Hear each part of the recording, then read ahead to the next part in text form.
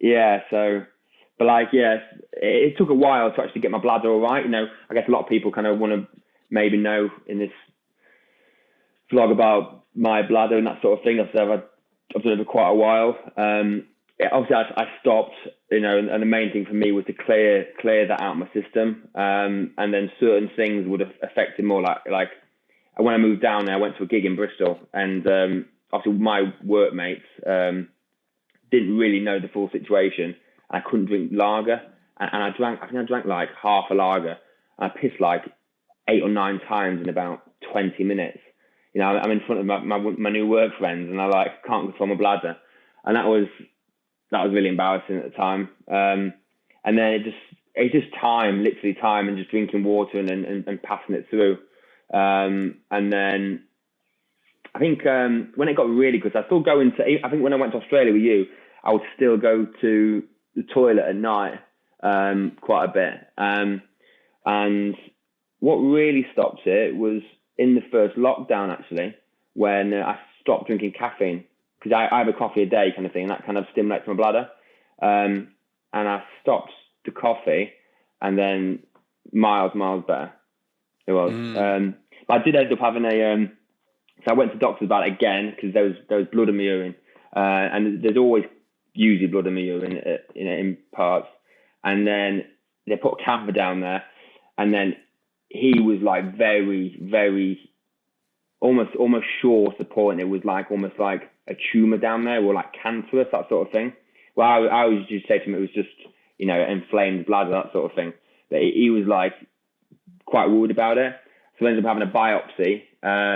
So I put to sleep, and then however they do it, they obviously go down you, and then take part of your, like a little tiny part of your bladder out to test it. And good news, it wasn't obviously cancerous kind of thing, but it was, my bladder must have been that scarred and inflamed, that sort of thing. It just must have looked really, really bad. So yeah, it just took a long time to actually get sorted.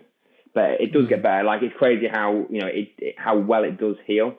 But at the time, you think literally, you when you can't piss, and you literally think your bladder's about to explode. So, I think the research shows that after 3 months. yeah. Let me just go here. Let me just go and see what, because see if I can see it kind of immediately. Probably not. I'll get to it anyway. I don't want to read all that stuff out until the end, just in case anybody wants to check out before we get into the grim stuff. Most people's bladder improves within 3 months of stopping. And there's a wide range of ketamine users who use in different ways, and our group of friends are reasonably extreme. And there's a lot of people out there that don't use ket in the way that our friends do. But out of the heavy ones, within 3 months, your bladder makes a considerable improvement. Mine definitely did. Mine kind of took about 3 months. The first time I went away to see a real improvement in it. And then for me as well, over the years, I can't remember what it used to be like, to be honest, because it was so long ago, since before I started using, when I was 17. I don't exactly remember how regularly I needed to go back then. But, I feel like now it's gone kind of back to normal. And mine was, I never had blood in my urine or anything, but, I would need to go, felt like I'd need to go to the toilet constantly. I'd go to the toilet for a piss, and then it would sting like hell while you're going. And then after you've been, it still stings like hell, and it still feels like you need a piss, even though you've just been. And then that's basically life. So basically, it stings constantly, and and I think one of the real there's so many vicious cycles with ketamine, because generally it's a painkiller, and it's a really good painkiller that causes you pain in the long run, and then it's the only thing that will take it away again. So, to get rid of that, you'll sniff more ket to get rid of the pain. For K cramps, it's the only thing that will take it. It's not actually the only thing that will take away K cramps. It's the only thing we have available to take away K cramps. Because I know that if you go to hospital, they have other things. If people know about it, if you see a urologist who knows about these things, there are other things that will take away the pain of K cramps and things that won't continue to cause them. So that's good to know. Because I was looking into what causes K cramps. They don't actually exactly know what causes K cramps. It's like blocked bile ducts, and they suspect it might be something to do with the liver, but they're not exactly sure about that.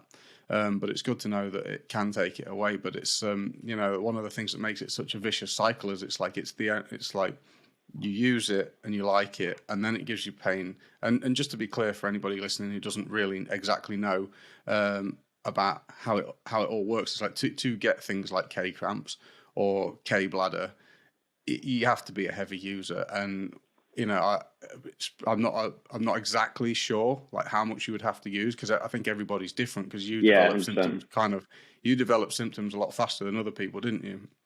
So everybody's kind of different.